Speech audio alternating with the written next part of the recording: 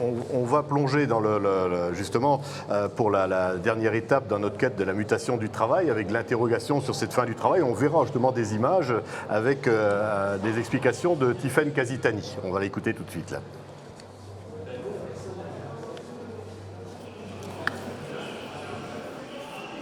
Là, on se trouve dans le dernier chapitre de cette première grande exposition, enfin deuxième, c'est son numéro officiel, Panorama des mutations. Et effectivement, ce dernier chapitre pose la question de qu'est-ce qu'il y a après le travail. Et on a diverses propositions, des propositions qui sont ironiques, voire critiques. Ici, on est pour le coup plutôt dans une proposition ironique, mais qui se repose aussi sur des témoignages extrêmement réels de qu'est-ce que c'est que la vie au bureau aujourd'hui, parce que toutes les images que vous voyez peut-être derrière moi sont en fait des images qui ont été récoltées patiemment sur Internet et qui sont des images captées dans des bureaux et qui décrivent la vie de bureau contemporaine. Et effectivement, c'est pas triste et parfois c'est plutôt drôle, parfois c'est un peu tragique quand on voit des gens qui perdent les pédales au bureau. Donc quelque chose du travail est en crise ou quelque chose du travail ne coule plus de source à ce point-là. Voilà. Et une de nos interrogations aussi, c'est de se dire c'est quoi la suite? Qu'est-ce qu'il y a après le travail? Qu'est-ce qu'il y a après le travail employé? Est-ce que travail et emploi sont la même chose? Qu'est-ce qui se passe quand on sépare les deux? Etc. etc.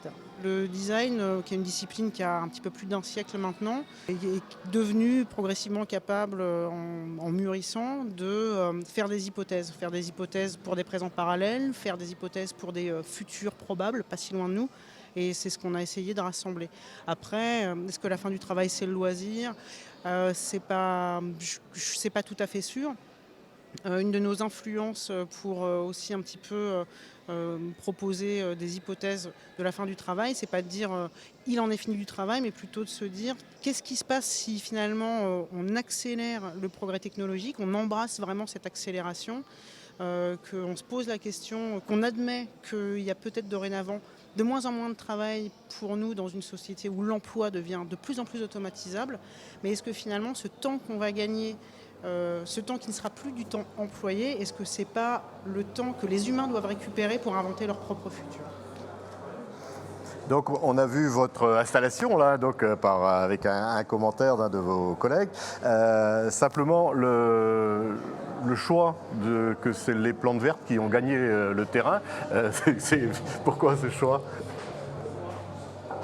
Peut-être parce que c'était en contraste avec ces univers des cubicles. En anglais, cubicles, ça veut dire l'espace cloisonné de la petite cellule de travail très fermée, qui est extrêmement répandue dans le monde anglo-saxon. Et la plupart des vidéos qu'on a pu voir viennent souvent dans ce genre d'espace de type call center cubicles. Et ces espaces-là sont extrêmement fermés. C'est vraiment un enfermement hors de la nature. C'est-à-dire que c'est coupé du monde vivant, enfin au sens large, végétal, animal, etc. Et pour arriver à faire saisir ce contraste et peut-être ce manque finalement d'un monde vivant qui parfois a besoin de ressurgir comme un inconscient qu'on voudrait voir renaître, d'imaginer que les plantes du bureau puissent prendre possession de l'espace cubicles au call center, c'était assez jouissif en fait. Là c'est un exercice d'imagination. C'est un beau sujet de science-fiction ça. Ça a déjà été fait, non? Tout a été fait en science-fiction parce que les auteurs de science-fiction ont une vision en 360, ils inventent tout. Et oui, mais vive les plantes, absolument. Donc, on a vu à l'image, là, rapidement, un petit dossier Institut de néoténie. Alors, je pense que c'est un mot qui n'est pas très familier aux gens. Est-ce que vous pouvez nous expliquer ce qu'est l'Institut de néoténie? Oui, alors, cet institut donc, prend le nom d'un... Voilà, bon, j'ai essayé de l'expliquer à la fois sans faire trop de bourde, mais il prend ce nom-là. Bon, il y a un petit côté un petit peu intriguant, mais je pense qu'en regardant sur Wikipédia, on verra que la néoténie, ça désigne le fait que, mettons par exemple, si vous êtes un éléphanteau, vous naissez, vous sortez du ventre de votre maman éléphant, et puis en quelques heures, vous pouvez gambader. Voilà, je simplifie à l'extrême. Un être humain a besoin de beaucoup plus de temps pour se développer. Certaines autres espèces également, l'axolotl, etc. Et donc, c'est un néoténie prend ce nom-là simplement pour dire voilà, on va prolonger au maximum notre période d'apprentissage, notamment par le jeu. Alors, c'est bien sûr ce que fait l'espèce humaine selon pas mal de gens, mais voilà, on va continuer ce mouvement et notamment en abolissant le travail. Voilà, c'est un petit peu ce que ça cherche à dire simplement. En précisant le mot travail dans le sens labeur, il y a plusieurs types. Le mot travail, en fait, c'est problématique parce qu'on en discutait avec Philippe ce matin. Il résume plusieurs mots à lui tout seul et il est trop vague. Donc, en fait, dans le travail, il y a le travail qui pourrait être aliénant, mais aussi il y a un travail émancipateur qui est au contraire bienveillant ou nécessaire même pour que l'individu puisse se situer dans la société. Donc, quand on dit fin du travail, c'est dans le sens aliénant du mot travail, et pas dans le sens travail-jeu ou travail-apprentissage qui est, lui, plus émancipateur, quoi. Gunnar Wagon et Stéphane De Gouta, merci de venir nous expliquer. Donc, je vous rappelle que vous exposez donc dans 2 lieux ici pendant la biennale, donc au musée de la Mine, vous avez une installation, et également ici au cœur, à la Cité du Design. Merci d'être venu sur ce plateau. On va parler science-fiction maintenant, on va décoller encore un petit peu plus, si vous voulez. Merci. Norbert, on a vu là, et on comprend très bien que le robot peut remplacer des tâches de fabrication, on peut remplacer des tâches faciles, ça on peut le comprendre, où c'est un petit peu plus difficile à avaler pour nous maintenant en disant que 50% des emplois vont disparaître dans les 20 ans. Bon, ça c'est un peu difficile, mais est-ce que le robot va remplacer les tâches créatives ? Le robot est l'aboutissement de la rationalisation du travail.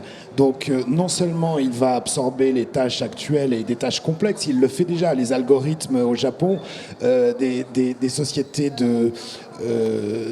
d'assurance sont en train de remplacer la moitié de leurs salariés pour gérer des questions d'assurance et donc d'accidents. Donc ce sont déjà des tâches extrêmement complexes et donc c'est pas du tout difficile à avaler. En fait, je pense que ce qui est difficile à avaler, c'est la conséquence de ça, c'est-à-dire la raréfaction et la disparition du travail. Je pense qu'effectivement c'est difficile à avaler pour des journalistes, pour des médecins, y compris pour des professeurs d'université, et j'en ai rencontré qui ont compris que leur métier était en risque, et dans les 10 années qui viennent, pas dans 30 ans, c'est difficile à avaler pour tout le monde que nous allons être remplacés par des robots. Mais c'est l'aboutissement logique de la rationalisation du travail. Créer des systèmes experts, des contremaîtres, dont on l'a évoqué, puis aboutir à des systèmes d'organisation, puis avec la mécanisation et la numérisation, aller de plus en plus loin en partant des savoir-faire humains vers la machine, c'est un aboutissement logique. Et donc là, nous avons technologiquement des nouvelles machines, un développement de l'intelligence artificielle faible, mais qui est suffisante pour remplacer énormément de gens, d'humains dans des tâches de bureau. On a parlé du monde du bureau. Et nous arrivons à l'aboutissement de cette rationalisation, qui est une forme d'organisation du travail, qui est celle qui a permis tout simplement de générer des rentabilités plus importantes et donc de créer une accumulation du capital. Voilà, ce qui est ce qu'on vit depuis à peu près 150 ans.